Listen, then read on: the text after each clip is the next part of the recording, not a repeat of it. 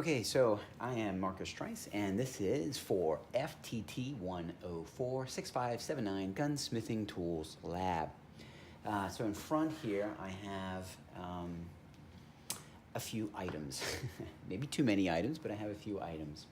I'm doing this presentation or this video in my kitchen, and the reason why I'm doing it in the kitchen is A, I have this flat top, and B, the lighting in here is better and more conducive for filming with the camera or my iPhone. Also, and the last thing, and which is probably one of the more important things, is that there is absolutely no ammunition inside this room or on this level of the house. None. So there's just the countertop, the tools, my laptop, and the firearm. So what I've chosen to do, I had purchased it, and it came finally. It's in a very large binder, but I ordered this from Amazon, and it's a CZ75. This is like an owner's manual. It came in like 3 different parts. There's an instructional manual, and there's a disassembly and reassembly manual, which I'll be using. And this one is a very odd written manual. I'm not too sure if it's like one of the originals, because I've gone online and I've actually pulled up the owner's manual, and this is really old. And I was looking for something kind of old, because obviously this is the CZ model 75. Mine is a BD. I also have my laptop over here that I've been watching videos on how to dismantle or disassemble. I had purchased some Brownells Magnatip screws. I actually have taken the grips off, but I wanted to do it to show that I have the professional mindset and use the proper tools. I do have the Brownells superset, I guess, with the actual handle here. I have my Armor's, I guess it's this one's a rifle block, but I use this for setting even all guns on. I have a couple of punches. I have the set that you guys actually sent, which I'm excited to use, which is brass, which is nice. And I have some of the Gracies, and I think this is a cheapy one I got from Amazon, some punches, and a small picking tool, and I actually have a very small screwdriver. I will use this just as maybe holding something. So with that all in mind, I'll go right next to into the firearm itself. All right, so here's the firearm. It is the CZ75 BD. Magazines out of it. Again, all firearms, you have to treat them as though they are loaded. Again, there's no ammunition in here. There's nobody else in this room. To this side of the house, there's trees, and also to that side of the house, there are some trees. So with that in mind, the magazine's already out. I'm going to do a safety inspection on the firearm. With the paint pointed in a safe direction, I'm going to pull the slide back and then inspect the chamber and the barrel. And I always stick my finger in there. I don't see a round. I'm going to put it down. No rounds in the magazine. No rounds on the table. So now I'm going to go ahead and field strip this. With this particular firearm, when you're field stripping it, there are 2 notches. You have to line those 2 notches up. You have to push out the frame slide stop. And I use the magazine. I can get it out. Sure it's still lined up. Yep. Comes out. And then you release the slide. I like to hold on to the spring and the bolt assembly as I'm doing this, so it doesn't come flying out and hurt something or somebody.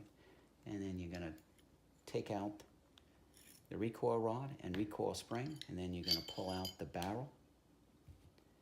And here it is in its major field stripping components. Now I do want to point out that on this particular firearm, this is a firearm that I'm going to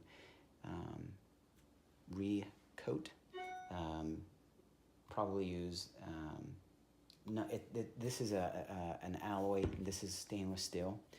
So I'm not going to be bluing it or parkerizing it, but possibly Duracoating it. So with that in mind, knowing that I'm going to be taking this apart, field stripping, this would be a practice run. I did already remove the sights. I thought that was going to be my biggest problem, and it actually ended up being very easy. So I have them separated into a bag. All of the parts that I'm going to remove, I'm going to put them into Tupperware containers and also bags so that nothing is lost. When I first started doing this, when I was younger and I would take firearms apart, it's inevitable that you're going to lose little tiny pieces and parts. So, all right, first thing, I've got the Magnatip in it. First thing that I'm going to work on is going to be the frame here, and I'm going to remove the grips. And I'm going to use this brand new Magnatip part on here to remove these. These screws are in bad shape, but still they are original to the gun, and I don't want to damage them any more than what they possibly already are. These screws, which is interesting, it is a Phillips, and they're not very well machined screws, and so that will pull this first piece off. And go to the other side here. This one's has got some rust on it, surface rust. I may replace these. And, all right.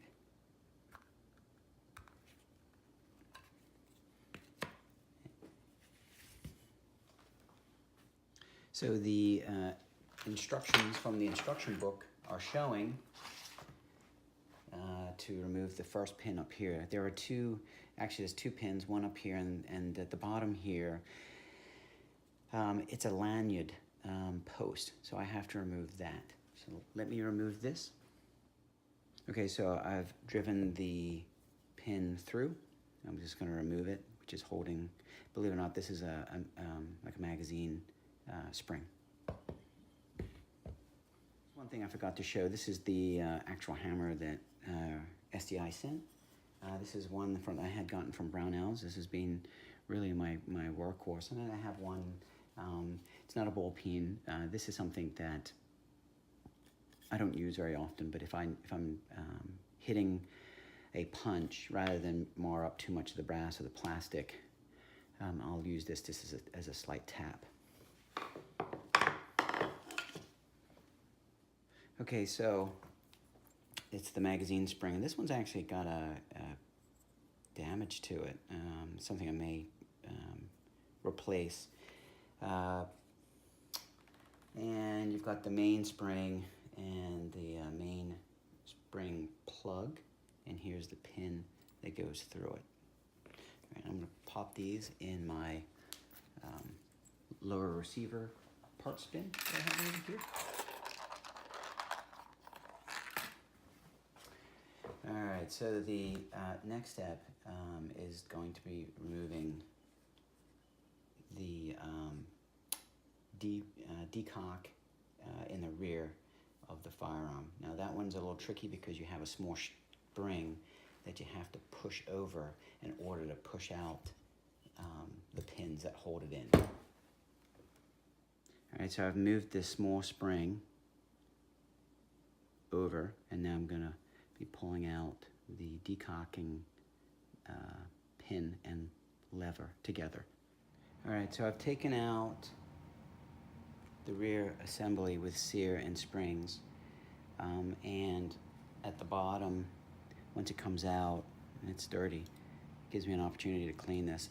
In order to remove the hammer, there's a pin that sits down in here, and you have to kind of slide it up. That only comes out once this rear assembly is out.